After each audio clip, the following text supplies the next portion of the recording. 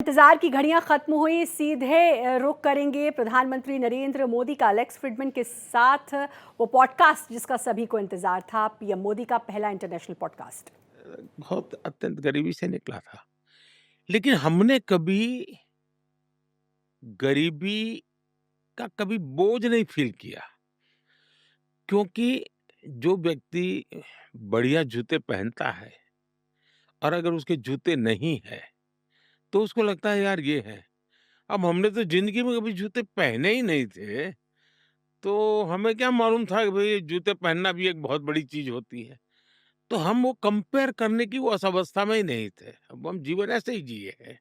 मेरे प्रधानमंत्री बनने के बाद मैंने मेरे शपथ समारोह में पाकिस्तान को स्पेशली इनवाइट किया था, ताकि एक शुभ शुरुआत हो। लेकिन हर बार हर अच्छे प्रयासों का परिणाम नकारात्मक निकला। हम आशा करते हैं कि उनको सद्बुद्धि मिलेगी और सुख शांति के रास्ते पर जाएँगे और वहाँ की आवाम भी दुखी होगी, ऐसा मैं मानता हूँ। देखिए, आपने जो कहा आलोचना और कैसे डील करते हैं, तो अगर मुझे एक वाक्य में कहना है तो मैं उसका स्वागत करता हूँ। क्योंकि मेरा एक कन्विक्शन है कि क्रिटिसिज्म ये डेमोक्रेसी की आत्मा है। मैं सभी नौजवानों से कहना चाहूँगा, जीवन में रात कितनी ही अंधेरी क्यों ना हो, लेकिन वो रात ही है, सुबह होना तय होता है। अब आप नरेंद्र मोदी के साथ मेरी बातचीत सुनने वाले हैं। वो भारत के प्रधानमंत्री हैं। ये मेरे जीवन की ऐसी बातचीत है जो शब्दों से परे है और इसने मुझ पर गहरा असर डाला है। मैं इस बारे में आपसे कुछ बात करना चाहूँगा। आप चाहें तो वीडियो को आगे बढ़ाकर सीधे हमारी बातचीत को सुन सकते हैं। नरेंद्र मोदी की ज़िंदगी की कहानी बहुत शानदार रही है। उन्होंने गरीबी से लड़ते हुए 140 करोड़ लोगों के सबसे बड़े लोकतंत्र के नेता बनने तक का सफ़र तय किया है, जहां वे एक बार नहीं बल्कि 3 बार बहुत बड़ी जीत के साथ देश के प्रधानमंत्री बने। एक नेता के तौर पर उन्होंने भारत को बांधे रखने के लिए कई संघर्ष किए हैं। एक ऐसा देश जहां कई संस्कृतियां हैं और बहुत सारे समुदाय भी हैं। ऐसा देश जिसके इतिहास में धार्मिक, सामाजिक और राजनीतिक तनाव की कई घटनाएं रही हैं। वे सख्त और कभी-कभी थोड़े विवादित फैसले लेने के लिए भी जाने जाते हैं और इसी वजह से करोड़ों लोग उन्हें पसंद भी करते हैं और कई उनकी आलोचना भी करते हैं। हमने इन सब विषयों पर एक लंबी बातचीत की है। दुनिया में सभी बड़े नेता उनका सम्मान करते हैं और उन्हें शांति के सिपाही और एक दोस्त की तरह देखते हैं। ऐसे देशों के नेता भी उनका सम्मान करते हैं जहां युद्ध चल रहे हैं। चाहे बात अमेरिका चीन की हो, यूक्रेन रूस की हो, या बात इज़राइल फिलिस्तीन या मिडिल ईस्ट की हो, उनका हर जगह सम्मान है। आज के इस समय में कम से कम मुझे इस बात का आभास हो गया है कि इंसानियत और इंसानों का भविष्य इस समय एक नाजुक मोड़ पर खड़ा है। कई जगह युद्ध हो सकते हैं। ये युद्ध देशों से लेकर दुनिया तक फैल सकते हैं। न्यूक्लियर पावर देशों में तनाव बढ़ना, एआई से लेकर न्यूक्लियर फ्यूजन तक के तकनीकी विकास ऐसे बदलाव लाने का लक्ष्य रखते हैं जो समाज और भू राजनीति को पूरी तरह से बदल सकते हैं और इससे राजनीतिक और सांस्कृतिक उथल-पुथल भी बढ़ सकती है। इस समय हमें अच्छे नेताओं की सबसे ज़्यादा ज़रूरत है। एक एक्सपीरियंस था, स्कूल एज में हमारे यहाँ महात्मा गांधी की जो इच्छा थी गौ रक्षा की, उसको लेकर के एक आंदोलन चलता था। सरकार कोई कानून नहीं बना रही थी। उस समय पूरे देश में 1 दिन का उपवास करने का, सार्वजनिक जगह पे बैठ कर के करने का कार्यक्रम था। हम तो बच्चे थे, अभी-अभी प्राइमरी स्कूल से शायद निकले होंगे। मेरा मन कर गया कि मुझे उसमें बैठना चाहिए और मेरे जीवन का वो पहला अनुभव था। उतनी छोटी आयु में मैं कुछ ना मुझे भूख लग रही है, मुझे खाने की इच्छा हो रही है। मैं जैसे कुछ नई एक चेतना प्राप्त कर रहा था, नई एनर्जी प्राप्त कर रहा था। तो मैं कन्विक्शन मेरा बना कि ये कोई विज्ञान है। इसको ये सिर्फ खाना न खाने का झगड़ा नहीं है, ये उससे कहीं बाहर की चीज है। फिर मैंने धीरे धीरे खुद को कई प्रयोगों से अपने शरीर को, मन को गढ़ने का प्रयास किया। तो एक ऐसी एक लंबी प्रक्रिया से मैं उपवास से निकला हूँ।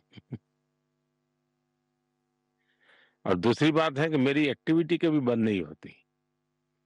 मैं उतना ही काम करता हूँ, कभी-कभी तो लगता है ज़्यादा करता हूँ। और दूसरा मैंने देखा है कि उपवास के दरमियान मुझे अगर कहीं अपने विचारों को व्यक्त करना है, तो मैं आश्चर्य हो जाता हूँ, ये विचार कहाँ से आते हैं? कैसे निकलते हैं? हाँ, मैं बड़ा अद्भुत अनुभूति करता हूँ।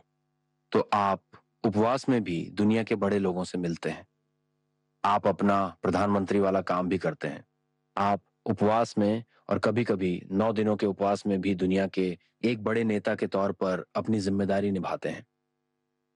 ऐसा है कि बड़ा लंबा इतिहास है, शायद सुनने वाले भी थक जाएँगे।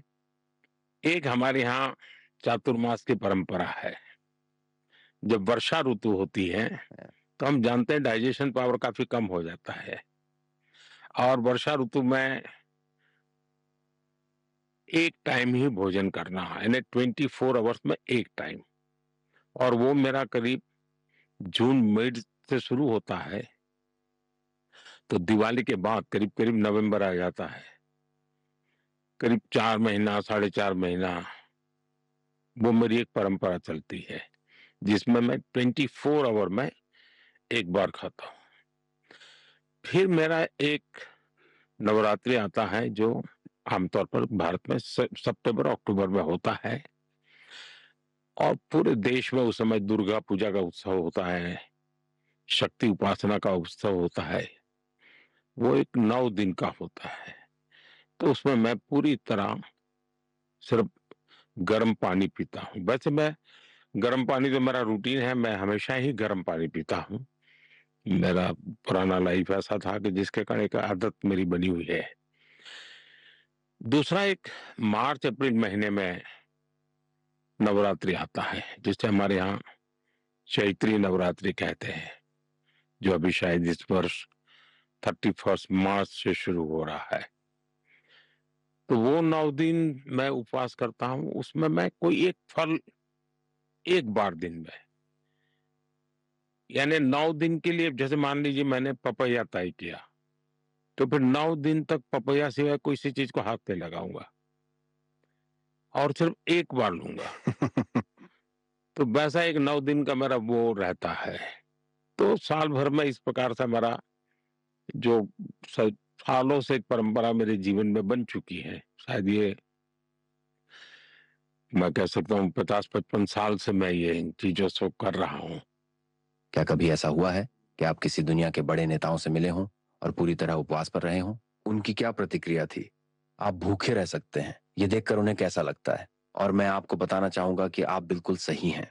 मेरे 2 दिन के उपवास के कारण मेरी सजग रहने की क्षमता, मेरी चीजों की महसूस करने की क्षमता मेरे अनुभव में बहुत बढ़ गई है। मैं पूछ रहा था कि आपको किसी नेता की कहानी याद है, जब आपने उनके सामने उपवास रखा? ऐसा है कि ज़्यादातर लोगों को पता नहीं होने देता मैं। ये मेरा हाँ, निजी मामला है, तो मैं इसकी कोई पब्लिसिटी वगैरह ये हाँ। लोगों को थोड़ा बहुत पता चलने लगा, ये मैं सीएम, पीएम बना उसके बाद ही पता चलने लगा, अदरवाइज़ में ये मेरा प्योरली पर्सनल मामला रहता हुँ। है। लेकिन अब जब पता चल गया है तो मैं उसको अच्छे ढंग से लोगों को कोई पूछता है तो बताता हूँ ताकि किसी को उपयोग हो सके। क्योंकि ये मेरी पर्सनल प्रॉपर्टी तो है ही नहीं। मेरा एक्सपीरियंस है किसी को भी काम आ सकता है। क्योंकि मेरा तो जीवन ही लोगों के लिए है। जैसे मेरा प्रधानमंत्री बनने के बाद और उस समय राष्ट्रपति ओबामा के साथ मेरा व्हाइट हाउस में बायलैटरल मीटिंग था। अब उन्होंने डिनर भी रखा था। तो तब जाकर के दोनों सरकारों के बीच चर्चा चली और जब ये कहा कि भाई डिनर तो ज़रूर कीजिए लेकिन प्रधानमंत्री कुछ खाते नहीं है। तो वो बहुत चिंता में थे कि अब ये कैसे उनको इतने बड़े देश के एक प्रधानमंत्री आ रहे हैं, व्हाइट हाउस आ रहे हैं और हमको कैसे खाते जाए उनकी चिंता। जब हम बैठे तो मेरे लिए गर्म पानी आया। तो मैंने कहा ओबामा जी से बड़ी मजाक में कहा कि देखो भाई मेरा डिनर बिल्कुल आ गया है। ऐसा करके मैंने ग्लास उनके सामने रखा। फिर बाद में दोबारा जब मैं गया तो उनको याद था। उन्होंने कहा देखिए पिछली बार तो आप उपवास में थे, इस बार आप उस समय दूसरी बार मैं गया था लंच था। कहा इस बार उपवास नहीं है तो आपको डबल खाना पड़ेगा। आपके बचपन की बात करते हैं। आप एक कम संपन्न परिवार से आते हैं, फिर सबसे बड़े लोकतंत्र के प्रधानमंत्री बन जाते हैं। ये कई लोगों के लिए एक प्रेरणा वाली कहानी हो सकती है। आपका परिवार भी अधिक संपन्न नहीं था और आप बचपन में एक कमरे के घर में रहते थे। आपका मिट्टी का घर था और वहां पूरा परिवार रहता था। अपने बचपन के बारे में कुछ बताइए। कम सुविधाओं ने कैसे आपके व्यक्तित्व को बेहतर बनाया? ऐसा है कि मेरा जन्म गुजरात में हुआ और गुजरात में नॉर्थ गुजरात में महसाना डिस्ट्रिक्ट में वडनगर करके एक छोटा सा कस्बा है। वैसे वो स्थान बहुत ही ऐतिहासिक है और वहीं मेरा जन्म हुआ, वहीं मेरी पढ़ाई हुई। अब ये आज की दुनिया को देखते हैं, जब तक मैंने गांव में रहता था, जिस परिवेश में रहता था,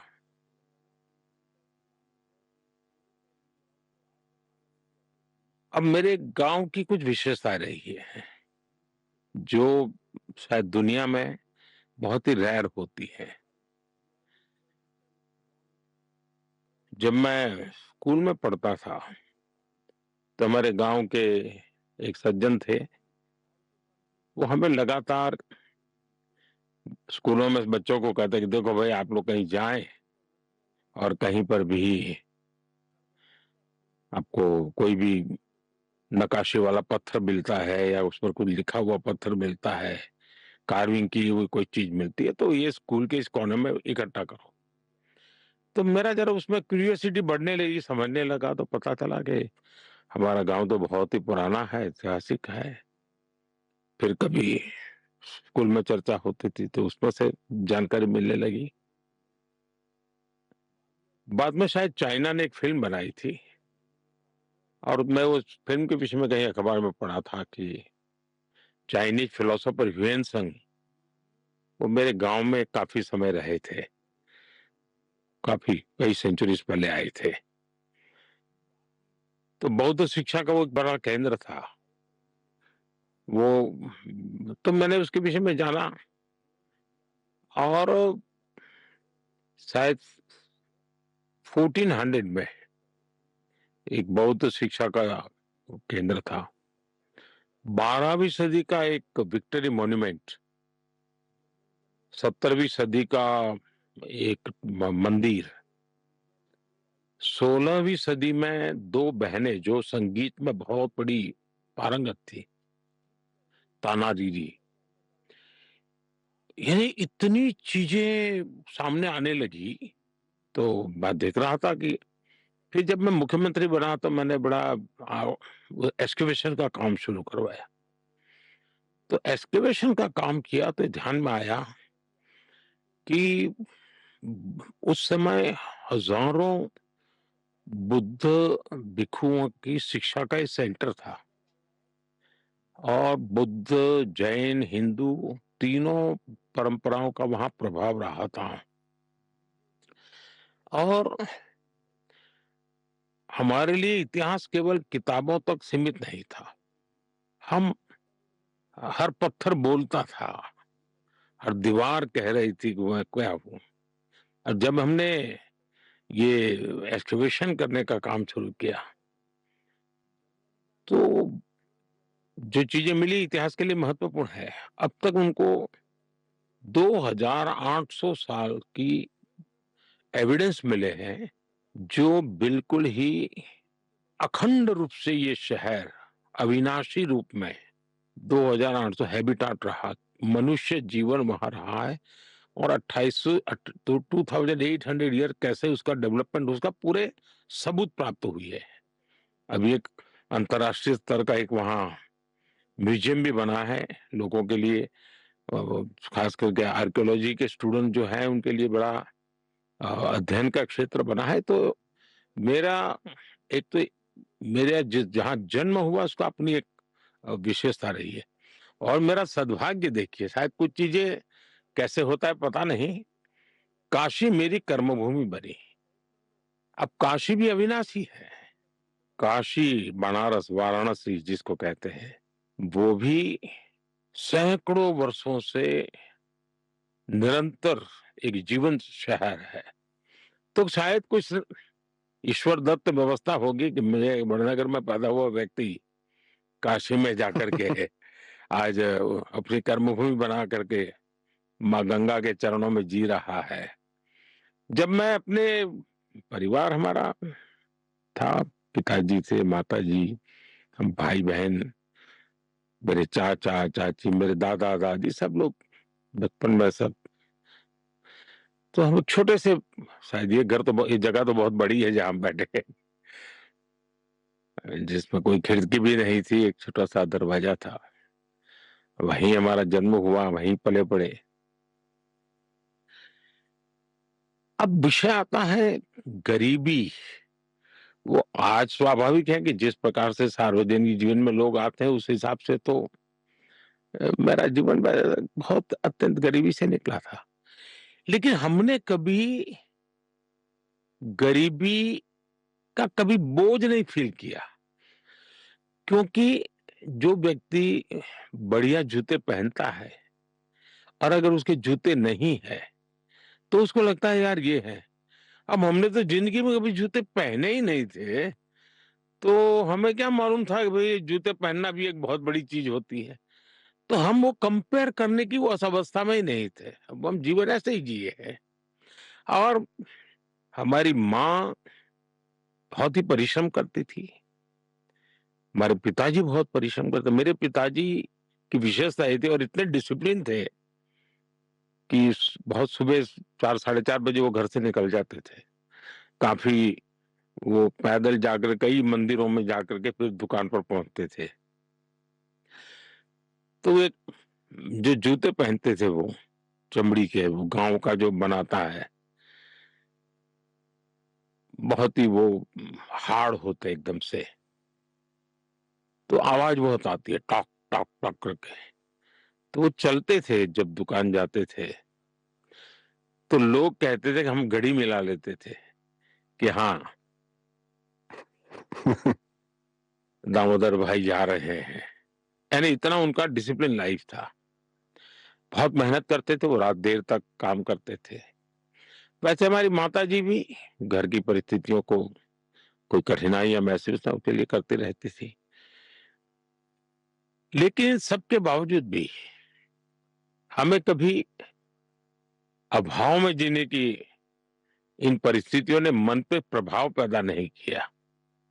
मुझे याद है, मैंने तो कभी स्कूल में जूते वूते पहनने का सवाल ही नहीं था।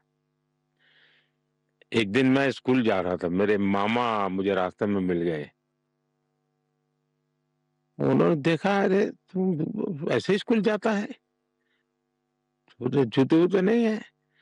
तो उस समय उन्होंने कैनवास के जूते खरीद के मुझे पहना दिए।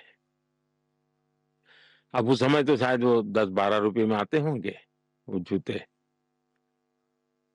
अब वो कैनवास के थे, उस पर दाग लग जाते थे, तो सफेद कैनवास के जूते थे।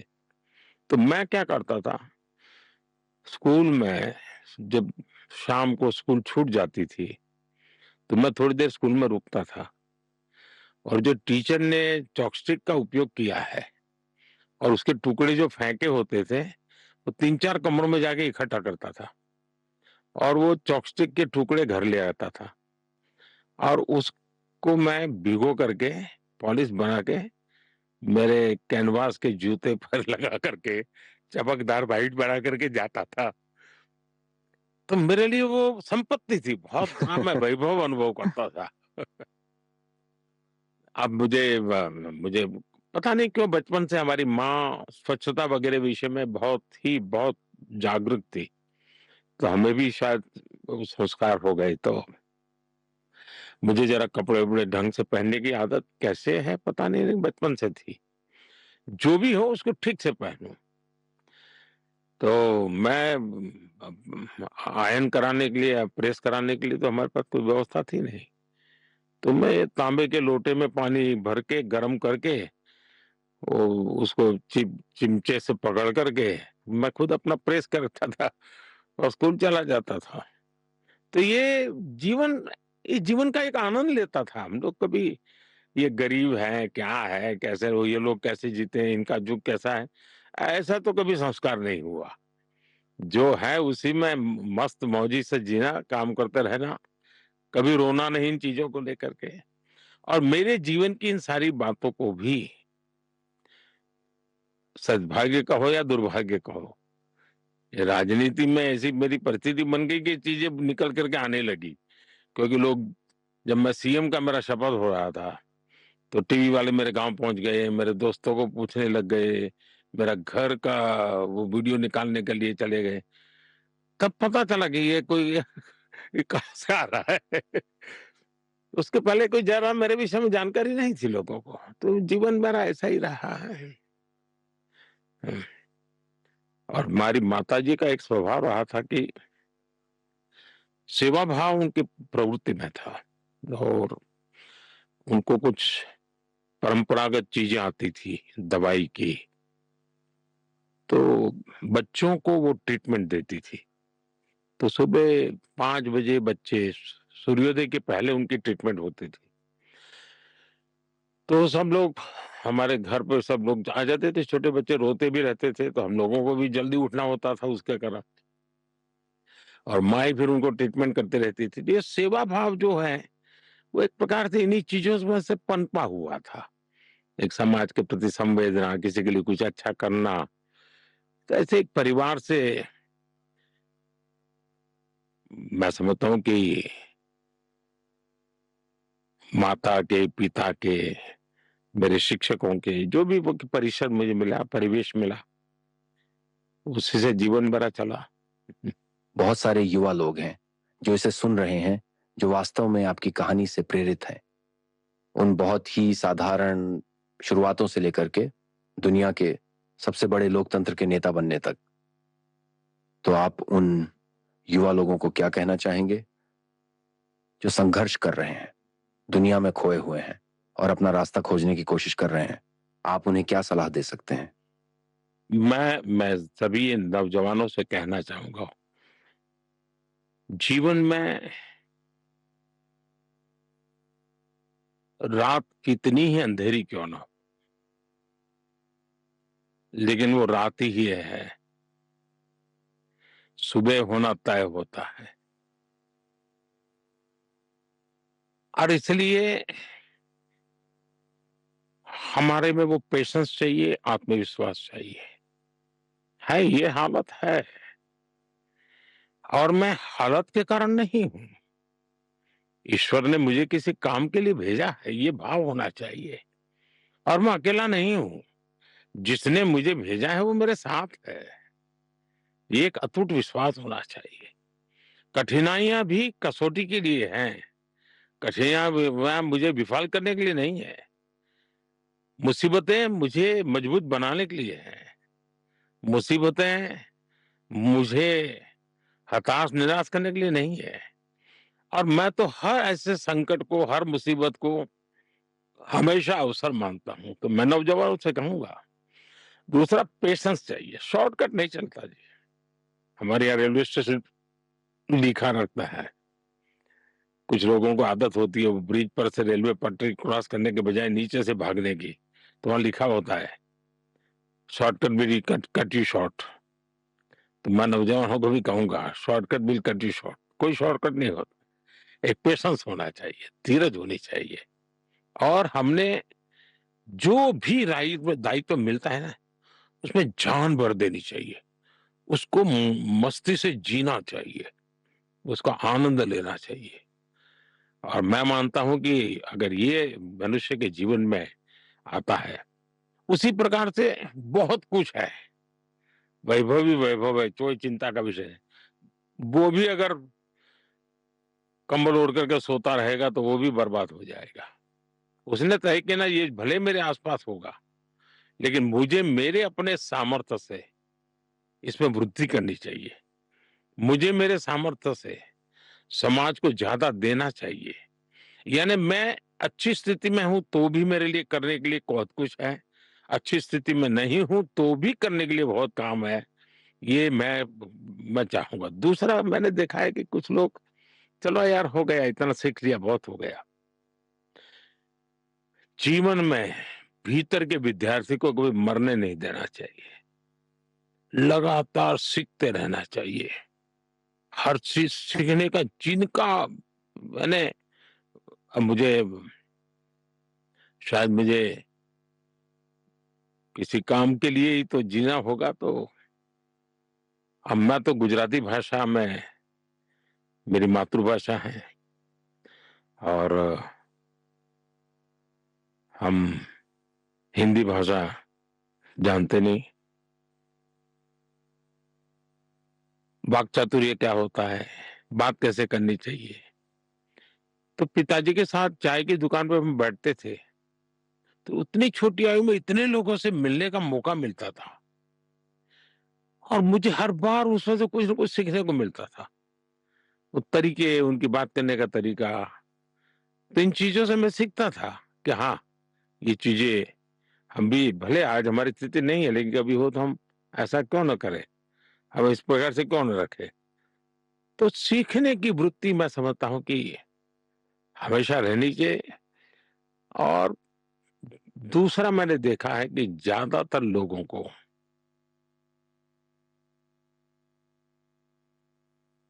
पाने बनने के मन में एक सपने होते हैं, टारगेट होते हैं और वो जब नहीं होता है, तो निराश हो जाता है।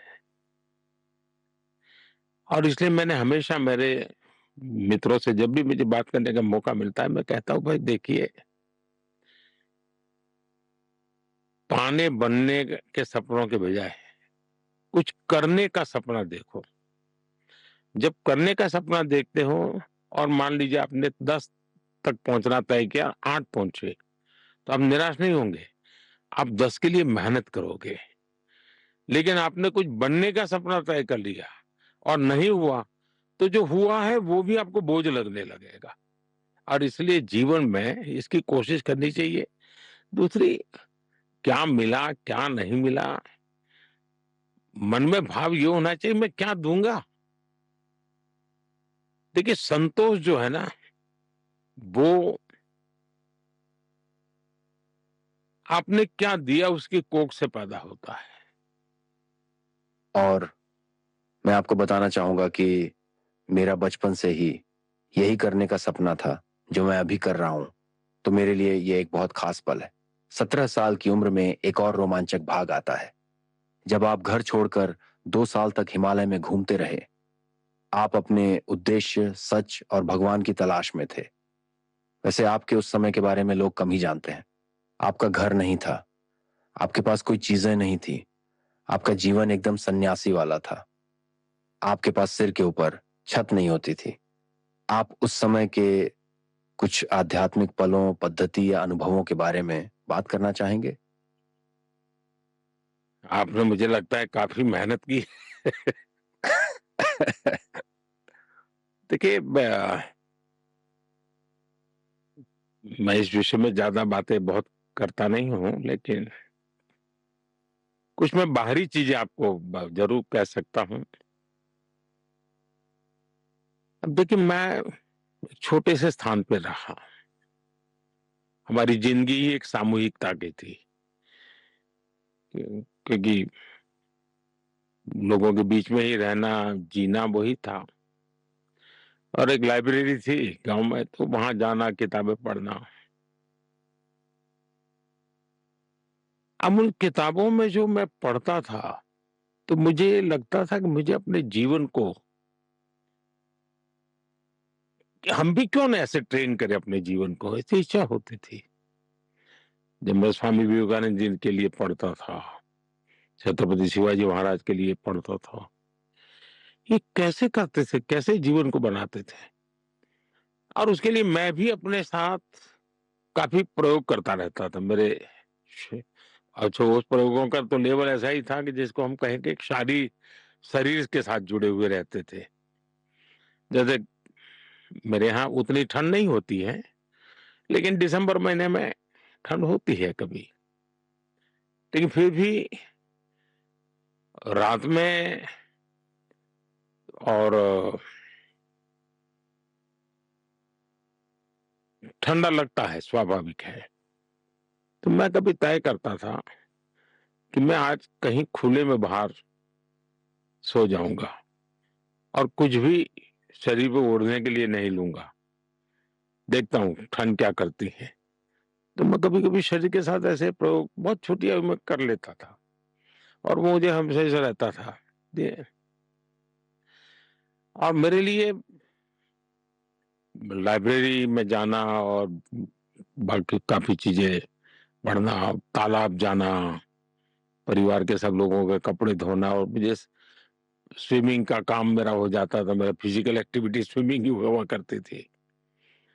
तो ये सारी चीज़ें मेरे जीवन से जुड़ी हुई थी। उसके बाद जब मैं विवेकानंद जी को पढ़ने लगा तो मैं ज़रा और आकर्षित होने लगा। एक बार मैंने स्वामी विवेकानंद जी के लिए पढ़ा। उनकी माताजी बीमार थी।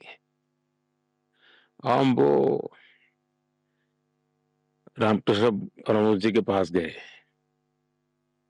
उनसे झगड़ा करते थे वो, उनसे बहस करते थे अपने प्रारंभिक काल में।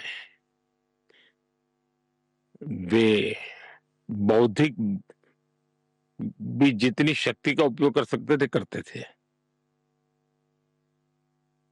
और कहें कि मेरी माँ बीमार है, मैं पैसे कमाता तो आज माँ की कितनी सेवा करता वगैरह-वगैरह।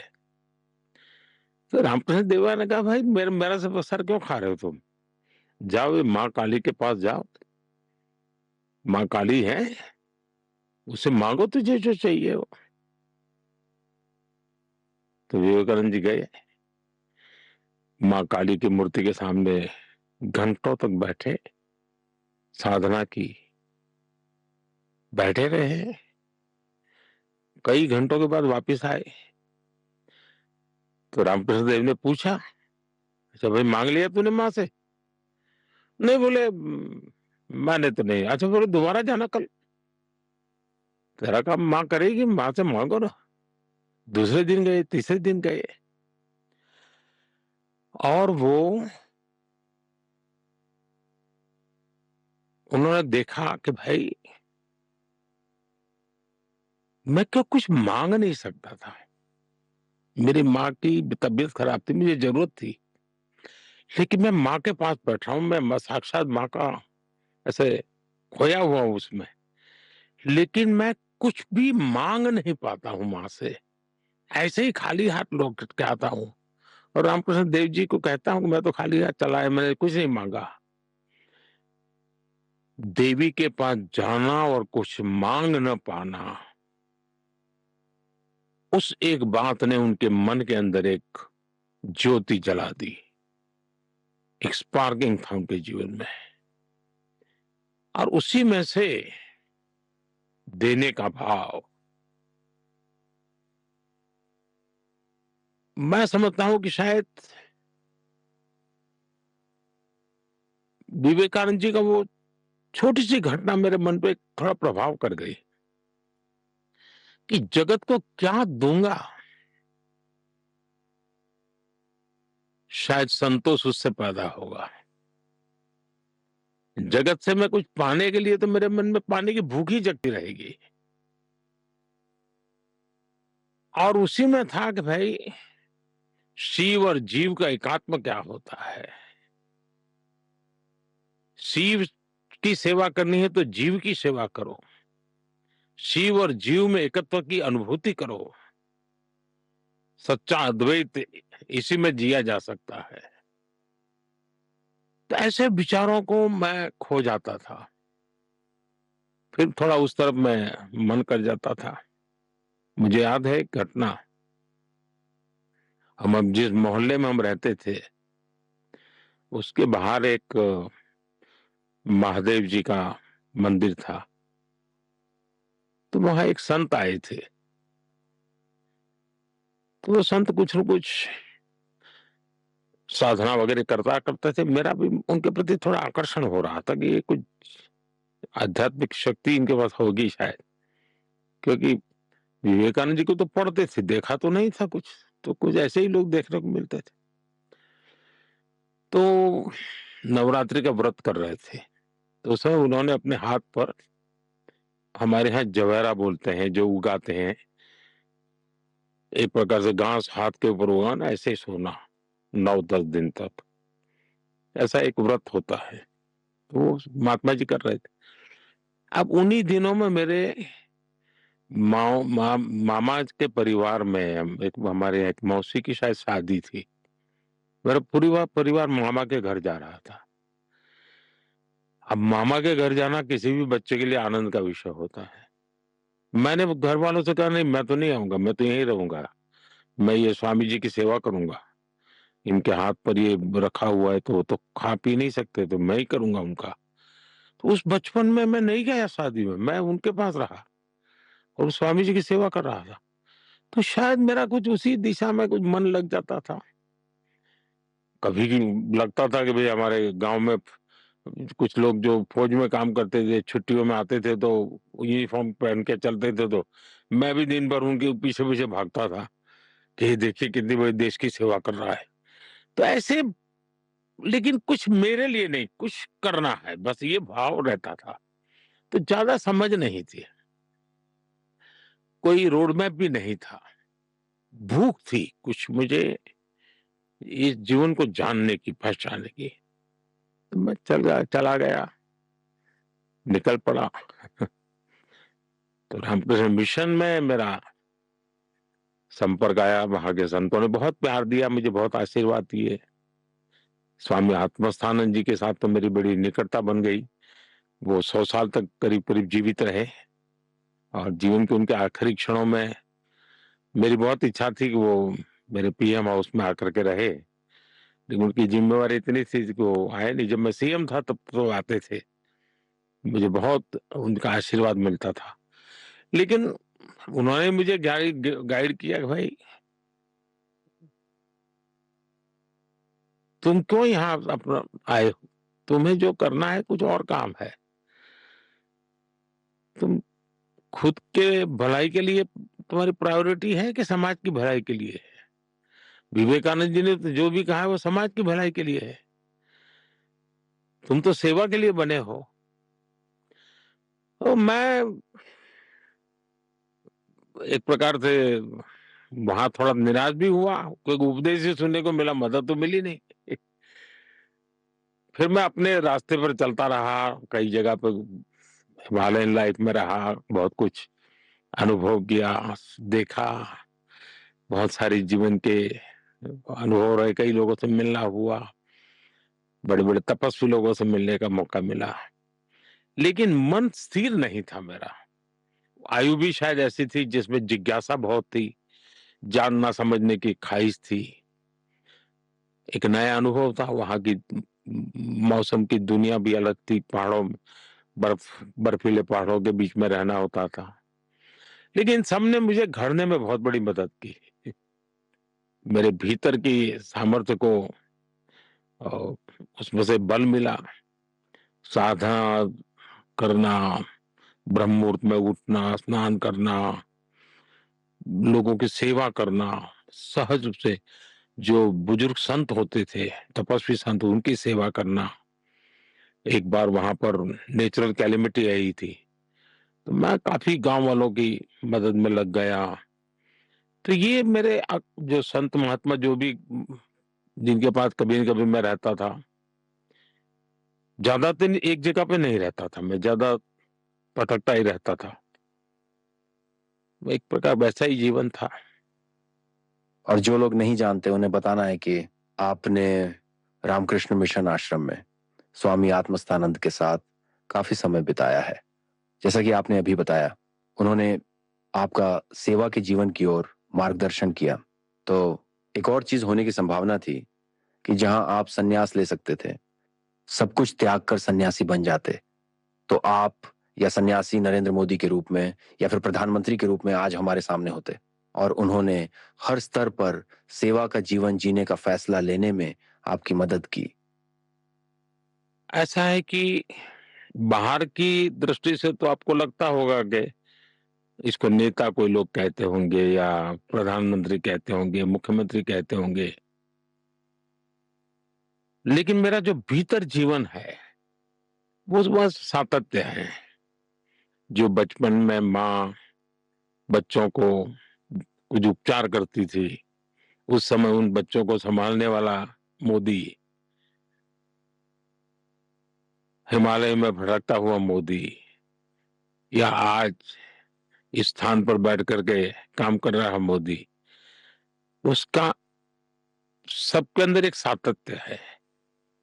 हर पल औरों के लिए ही जीना है, और वो सातत्य में के कारण मुझे साधु और नेता ऐसा कोई बहुत बड़ा डिफरेंशिएट दुनिया की नजरों में तो होए, क्योंकि वो कपड़े अलग होते, जीवन अलग होता, दिन भर की भाषा अलग होती, यहाँ का काम अलग है, लेकिन मेरे भीतर का जो व्यक्तित्व है, वो तो उसी डिटैचमेंट से दायित्व को संभाल रहा है। आपके जीवन का एक और महत्वपूर्ण हिस्सा ये है कि आपने जीवन भर अपने देश भारत को सबसे ऊपर रखने की बात कही है। जब आप 8 साल के थे, तब आप आरएसएस में शामिल हुए, जो हिंदू राष्ट्रवाद के विचार का समर्थन करता है। क्या आप आरएसएस के बारे में बता सकते हैं और उनका आप पर क्या प्रभाव पड़ा? आप जो भी आज हैं और आपके राजनीतिक विचारों के विकास पर उनका क्या प्रभाव पड़ा? देखिए, एक तो बचपन में कुछ न कुछ करते रहना ये स्वभाव था मेरा। मुझे याद है मेरे यहाँ एक माकोसी, मुझे नाम बड़ा याद नहीं, वो सेवा दल के शायद हुआ करते थे। माकोसी सोनी ऐसा कुछ तो भी थे। अब वो एक बजाने वाली डफली जैसा रखते थे अपने पास, और देशभक्ति के गीत, और उनकी आवाज भी बहुत अच्छी थी। तो हमारे गांव में आते थे, तो अलग अलग जगह पे उनके कार्यक्रम होते थे, तो मैं पागल की तरह बस उनको सुनने चला जाता था।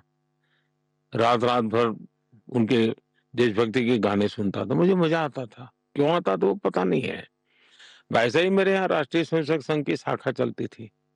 शाखा में तो खेल-कूद होता, लेकिन देशभक्ति के गीत होते थे। वो मन को जरा बड़ा मजा आता था, एक मन को छूता था, अच्छा लगता था। तो ऐसे ही करके हम संघ में आ गए। तो संघ के एक संस्कार तो मिले कि भाई कुछ भी सोचो, करो। अगर वो पढ़ते हो तो भी सोचो कि मैं इतना पढूँ मैं देश के काम आऊँ। अगर व्यायाम करता हूँ, मैं ऐसा व्यायाम करो कि मेरा शरीर भी देश को काम आए। ये संघ के लोग सिखाते रहते हैं। अब संघ एक बहुत बड़ा संगठन है, शायद अब उसके 100 साल हो रहे हैं, ये 100वां वर्ष है, और दुनिया में इतना बड़ा स्वयंसेवी संगठन कहीं होगा ऐसा मैंने तो नहीं सुना है। करोड़ों लोग उसके साथ जुड़े हुए हैं। लेकिन संघ को समझना इतना सरल नहीं है। संघ के काम को समझने का प्रयास करना चाहिए, और संघ स्वयं तो एक पर्पज ऑफ लाइफ जिसको कहे, इसके विषय में आपको एक अच्छी दिशा देता है।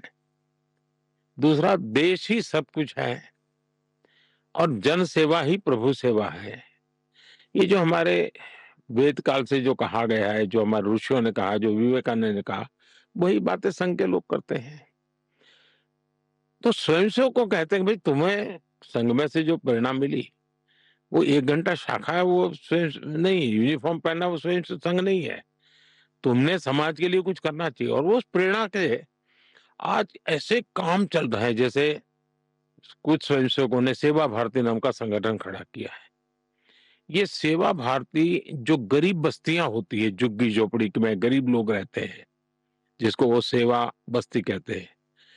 मेरी मोटी-मोटी जानकारी है, करीब 1.25 लाख सेवा प्रकल्प चलाते हैं वो, और किसी सरकार की मदद के बिना जो समाज की मदद से वहां जाना, समय देना, बच्चों को पढ़ाना, उनके हेल्थ की चिंता करना, ऐसे ऐसे काम करते हैं।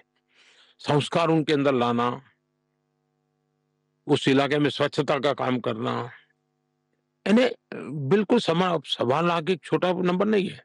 वैसे कुछ स्वयंसेवक है, संघ में से ही गढ़े हुए हैं, वो वनवासी कल्याण आश्रम चलाते हैं और वो जंगलों में आदिवासियों के बीच में रह करके आदिवासियों की सेवा करते। 70,000 से ज्यादा वन टीचर वन स्कूल एकल विद्यालय चलाते हैं। और अमेरिका में भी कुछ लोग हैं जो उनको लिए शायद $10 या $15 का डोनेशन करते हैं इस काम के लिए। और वो कहते हैं कि एक कोका कोला नहीं पीनी है इस महीने, एक कोका कोला मत पियो और उतना पैसा ये एकल विद्यालय को दो। अब 70,000 एकल विद्यालय आदिवासी बच्चों को पढ़ाने के लिए करना। कुछ स्वयंसेवकों ने शिक्षा में क्रांति लाने के लिए विद्या भारती नाम का संगठन खड़ा किया। करीब 25,000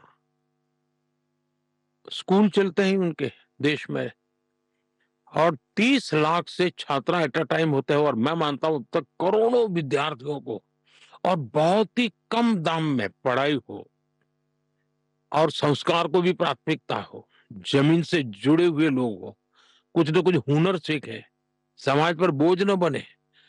यानी जीवन के हर क्षेत्र में वे, चाहे महिला हो, युवा हो, इवन मजदूर, शायद उन मेंबरशिप के हिसाब से मैं कहूं तो भारतीय मजदूर संघ है, शायद उसके 55,000 के करीब यूनियंस है शायद, और करोड़ों की तादाद में उनके मेंबर्स हैं।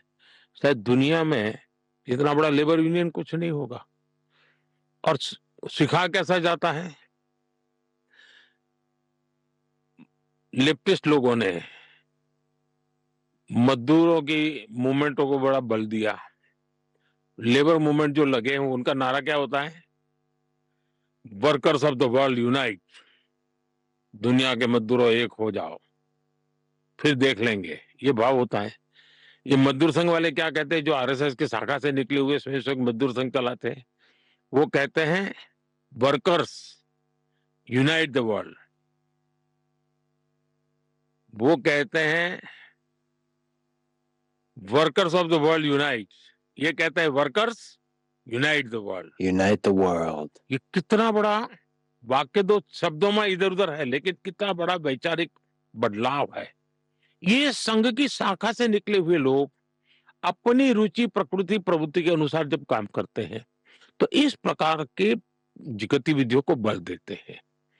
और जब इन कामों को देखेंगे तब आपको 100 साल में राष्ट्रीय स्वयंसेवक संघ ने भारत के सारे चकाचौंध दुनिया से दूर रहते हुए एक साधक की तरह समर्पित भाव से, तो मेरा ये सौभाग्य रहा कि ऐसे पवित्र संगठन से मुझे संस्कार मिले जीवन के, लाइफ ऑफ पर्पज में ये मिला। फिर मेरा सौभाग्य रहा कि मैं कुछ पल के लिए, कुछ समय के लिए संतों के बीच चला गया, तो हम मुझे एक आध्यात्मिक अधिष्ठान मिला, तो शिस्त मिली, लाइफ ऑफ पर्पज मिला, संतों के बाद आध्यात्मिक अधिष्ठान मिला। स्वामी आत्मस्थानंद जी जैसे लोगों ने जीवन भर मेरा हाथ पकड़ करके रखा, हर पल मेरा मार्गदर्शन करते रहे।